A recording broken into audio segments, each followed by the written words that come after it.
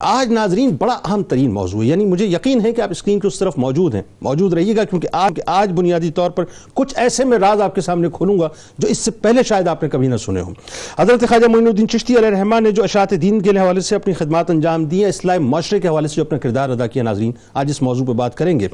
بات یہ ہے کہ اجمیر شریف راجستھان بھارت میں واقع وہ عظیم خطہ ہے ناظرین، جہاں سے سلطان الہند، نائب رسول فی الہند، سید الطائفہ، خواجہ خواجگان حضرت خواجہ معین الدین چشتی اجمیری علیہ الرحمہ کا فیض پوری دنیا میں پھیلا۔ حضرت معین الدین چشتی المعروف خواجہ غریب نواز علیہ الرحمہ اسلامی تصوف کی تاریخ میں ناظرین برگزیدہ ترین بزرگ ہستیوں میں آپ کا شمار ہوتا ہے۔ سلسلہ چشتیہ ہندوستان میں آپ ہی کی بدولت پھیلا، اور ایک محتاط اندازے کے مطابق بہت کام کی بات ناظرین کرنے جا رہا ہوں، ریکارڈ پہ رکھ لیجئے گا اس بات کو، کہ 90 لاکھ افراد آپ کی تبلیغ کے نتیجے میں مشرف با اسلام ہوئے۔ اب کسی کے ذہن میں یہ سوال آ سکتا ہے، اگر یہ بات آتی ہے، یعنی بہت سے متجددین جو ہیں اس پہ سوال اٹھاتے ہیں کہ 90 لاکھ کیسے، آبادی تو اتنی نہیں تھی۔ تو ذرا آئیے میں آپ کو بتاتا ہوں، بلکہ یہ کام کیجئے، میرے ساتھ ہی چلیے، بات کرتے کرتے آپ ذرا گوگل کیجئے اور ریسرچ ذرا نکالیے اور تھوڑا سرچ کریں، کہ گوگل کرنے کے بعد آپ کو یہ پتہ چلے گا کہ 12ویں صدی میں ہندوستان کی آبادی محتاط اندازے کے مطابق 8 سے 9 کروڑ تھی، جس میں تقریباً 90 لاکھ افراد ایسے تھے جن کو خواجہ صاحب علیہ الرحمہ نے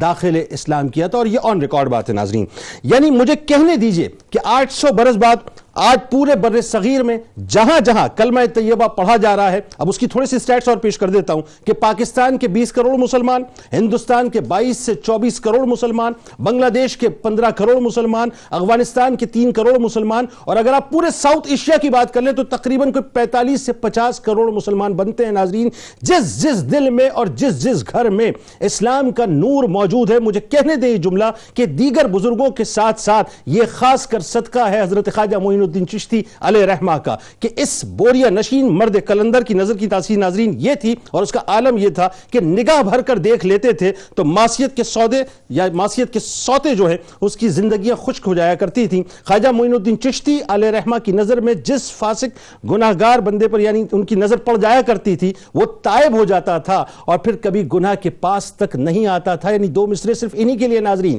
کہ نگاہ ولی میں وہ تاثیر دیکھی، بدلتی ہزاروں کی تقدیر دیکھی۔ ناظرین کرام، مسلمانوں کی آمد سے قبل ہندوستان کفر و شرک کا گہوارہ تھا، انتہا پسندی اپنے عروج پر تھی، اصنام پرستی اپنے عروج پر تھی، عام تھی، جادو ٹونا اپنے عروج پر تھا، ایمان بالغیب کا کوئی تصور موجود نہیں تھا، کیونکہ یہاں کے باسی کروڑوں خداؤں کی پرستش کے خوگر بن چکے تھے، ہر سو ظلم و بربریت کا دورہ تھا، مختلف مذاہب کے لوگ تو ناظرین درکنار، خود ہندو دھرم کے پجاریوں میں بھی مساوات انسانی کا کوئی تصور نہ تھا۔ ایک آدم کی اولاد 4 ذاتوں میں منقسم ہو چکی تھی۔ برہمن چھوٹی ذات کے ہندوؤں پر ظلم کیا کرتے تھے، انہیں جانور سے بھی بدتر تصور کیا کرتے تھے، کسی کی جان، مال، عزت، آبرو کچھ نہیں تھی، عورت کو مکمل طور پر ذلیل سمجھا جاتا تھا، مرد کے مرنے کے بعد اسے اسی کی چتا کے اوپر ستی کر دیا جاتا تھا۔ ان حالات میں ناظرین بر صغیر پاک و ہند میں مسلمانوں کے 2 گروہ داخل ہوئے، ایک مسلم فاتحین کا جنہوں نے ہندوستان میں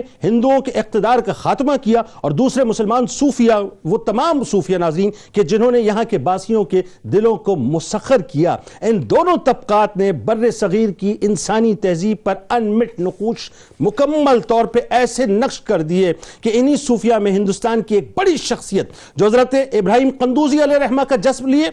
غوث پاک رضی اللہ تعالیٰ عنہ کی تائید لیے، خواجہ عثمان ہرونی رحمۃ اللہ علیہ کا فیض لیے، داتا گنج بخش علی حجویری کی مدد لیے، اور نائب رسول فی الہند کی سند لیے، اللہ کے دین کی اشاعت کے لیے فخر کے بوریے پر بیٹھے اجمیر شریف کو اپنا مرکز بناتے ہیں، اور ایسا مرکز بناتے ہیں کہ ایک طرف تو اللہ اور اس کے رسول کے پیغام کو انتہائی محبت کے ساتھ عام کرتے ہیں، اور دوسری طرف شہاب الدین غوری جیسے مسلم مجاہدوں کی مدد کر کے انہیں فاتح بناتے ہیں، موسیقی میں ڈوبے ہوئے بھجن سننے والوں کو قول کے ذریعے سے تبدیل کرتے ہیں، اور بلا رنگ و نسل تمام دھتکارے ہوئے لوگوں کو اپنی آغوش رحمت کے اندر لے کر ان کو یہ بتاتے ہیں کہ انسان کی تکریم کیا ہے، انسان کی حیثیت کیا ہے۔ مزید اس پہ ناظرین انشاءاللہ میں بات کروں گا، کیونکہ ابھی بہت سا آج کلام کرنا ہے،